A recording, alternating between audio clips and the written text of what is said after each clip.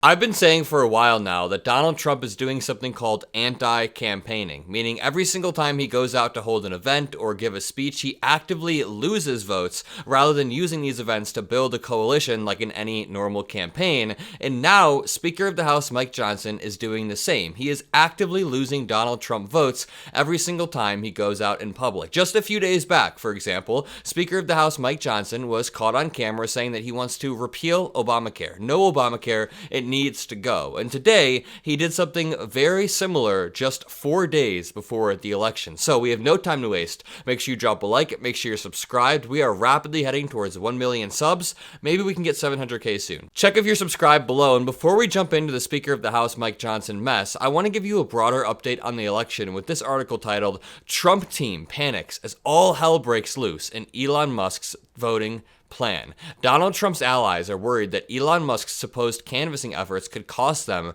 the election. And just to remind you guys, Donald Trump, in all of his wiseness and political expertise, essentially delegated the canvassing responsibilities in Pennsylvania to Elon Musk unilaterally. And in Arizona, that went to Charlie Kirk. So Trump's Get Out the Vote campaign is a largely untested one. That's why we have heard there aren't many door knockers for the Trump campaign. But this reads, Elon Musk's America PAC has Republican operatives more than a little concerned about Donald Trump's ground game. 9 Republican operatives and canvassers seemed alarmed about issues with the super PAC, which has reportedly collected a plethora of faked canvassing data, NBC News reported Friday. We've even heard that canvassers are going out there saying they hit an entire block without actually knocking on a single door, sending that data back, and then Elon Musk's team says, okay, we got a bunch more voters registered here, when that didn't actually happen. On top of that, the early voting numbers are looking pretty dim for Republicans, but again, early voting is not a good indicator. I know everybody's very excited. We think that it's going well for us, but early voting is not a good indicator. Election day is. Earlier this month, data leaks revealed that roughly 24% of door knocks in Arizona and 25% of door knocks in Nevada in a single weekend had been flagged as, quote, unusual, an internal metric used to indicate fake door knocks. America PAC has spent more than $54 million on its vendor in those states, Blitz Canvassing, which is also organizing efforts, and it seems like there is a lot of fraud going on there. Like everything with Elon Musk, America PAC has reportedly also engaged in dubious treatment of its canvassers. 2 canvassers anonymously told NBC News they were made to knock doors in North Carolina as Hurricane Helene rolled in. Okay, now let's get on to the main stories of the day, which includes Trump's disastrous rally and Mike Johnson's new comments. In this first clip, Donald Trump is saying, "We will make America healthy again," thanks to RFK Jr. We'll make America healthy again. Thank you, Bobby. Thank you, Bobby. We will make America strong again. We will make America proud again. We will make America safe again. This dude sounds uniquely drunk in this clip. We will make America healthy again. Thank you, Bobby. He is losing all of his charisma in front of our eyes. Someone said you're going to make America healthy with what? Injecting bleach and ivermectin? And usually there's an ivermectin clip on the screen while I'm saying that. I kind of miss it this time. Right here, Trump says he's not going to pay the staff at the venue. That's better with the mic. That's better. Thank you, backstage. These mic guys, I'm telling you, I'm having a lot of problems with mics lately. I'm not happy. Get yourself a new contractor, please. And don't pay the bill for this contractor. And then they'll write a story, Trump doesn't pay bills. I pay bills. You know what I do? I pay more than I'm supposed to when they can do a good job. But when they don't do a good job, don't pay your damn bill. That's my first.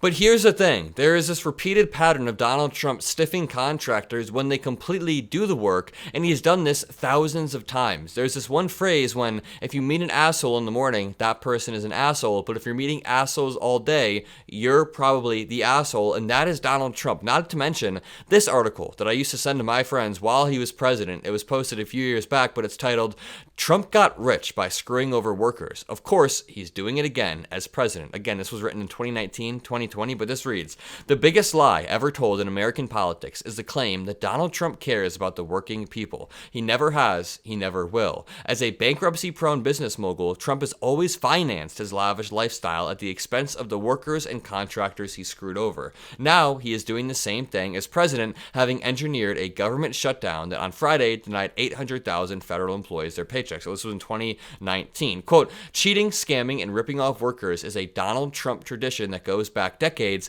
and now we see it every day on his campaign trail when he's selling watches, when he's selling coins, when he's selling all of these cheap items. At the same time, he refuses to pay the people who do work for him. You know, a funny story that I've told on this channel before, I was filming with my cameraman less than a month ago in Pennsylvania after Butler, and we were wondering if the local law enforcement pays for all the security or if Donald Trump's campaign pays for all of the security that wraps around the Trump rally regarding the vehicles that are parked around, all of the local law enforcement officers that come, and we looked it up. The first article says, Trump accused of scamming multiple small towns because the Trump campaign refuses to pay for the protection. Now, this brings us on to Speaker of the House Mike Johnson. This all started a few days back when this clip of Speaker of the House Mike Johnson talking about Obamacare surfaced. Mike Johnson, the Speaker of the House, was campaigning in Pennsylvania in a House district and was talking about Obamacare. I think we have this exchange. Let's play it.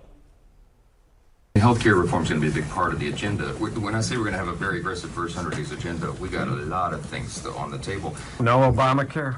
No Obamacare. Yeah, the ACA is so deeply ingrained. We need massive reform to make this work, and we got a lot of ideas on how to do that.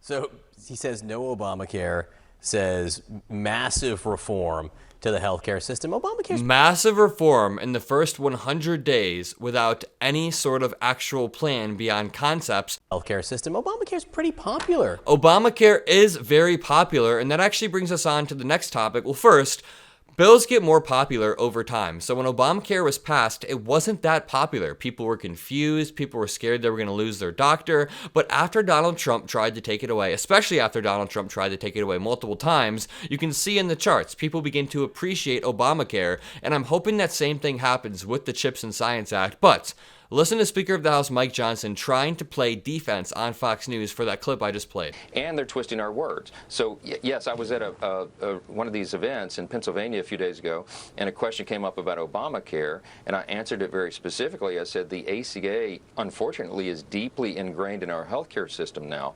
Do we need further improvements? Absolutely. We need to expand quality of care, access to care, and obviously lower the cost of healthcare.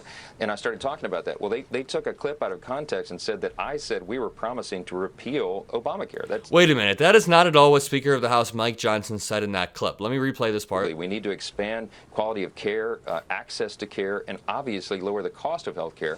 And I started talking about that. Well, they took a clip out of context and said that I said we were promising to repeal Obamacare. That's just not what I said. It's actually the opposite of that. Yeah. And I have listened to that clip multiple times in its entirety. Never once did Speaker of the House Mike Johnson say, we actually need to expand healthcare. We need more Obamacare. He says, no Obamacare right there. Obamacare right now is the best vehicle for healthcare for tens of millions of Americans. So when he says no Obamacare, he wants to take that away. He could have said, we'll reform Obamacare, but he very carefully chose not to. This is a smart man. You need to understand that Speaker of the House Mike Johnson is smart, which makes it more cynical that he's so evil. Here is the clip that is going viral, and Captain Mark Kelly said, first Donald Trump and now Speaker Johnson. Make no mistake, if they win, they are coming for the CHIPS Act, and tens of thousands of Arizona jobs would go with it. Take a listen to this clip. The former president has said that he doesn't support the CHIPS and Science Act. You voted against it. If you have a Republican majority in Congress and Trump in the White House, will you guys try to repeal that law? I expect that we probably will, but we haven't developed that part of the agenda yet. We got to get over. That is him saying right there the same thing. He suspects they'll repeal it, but they, quote, haven't developed that part of the agenda yet. It reminds me a lot of healthcare, where they haven't developed any plan over the past decade, but they still plan on repealing it. But what's the point in repealing the CHIPS and Science Act other than just being cruel and anti-America as a whole? Speaker of the House Mike Johnson wants to crush the economy, lose manufacturing jobs, pause development on hundreds, thousands of projects across the country that will span over the next decade. And listen to what Donald Trump said at a recent rally in Detroit, Michigan. Sir, you really have to see them. I said, I don't want to see him. I will impose whatever tariffs are required, 100%, 200%, 1,000. So this is the Republican plan. You know, this is the Republican plan. When it comes to Ukraine, Donald Trump cannot reveal it because it's top secret, even though VP Harris has a plan. It's get the hell out, Putin. When it comes to abortion, Donald Trump says, let's leave it up to the states. He keeps having this vague position. But when it comes to the economy, Donald Trump says he wants to put 100 to 200% tariffs on manufacturers or other countries. Speaker of the House Mike Johnson very clearly wants to repeal the Chips and Science Act. I mean, this article is really good. It reads, Mike Johnson says GOP may reveal the CHIPS Act, then immediately apologizes profusely. House Speaker Mike Johnson took back a statement he made during a rally in New York on Friday, suggesting that the Chips and Science Act could and should be repealed if the GOP wins full control of the government. He said that they probably will repeal it in that clip I just played, but they haven't developed that part of the agenda yet, of course. He then said, what we oppose to in that bill is that it has too much crammed into it. When you take the Green New Deal out of the equation, you save trillions of dollars in the long run.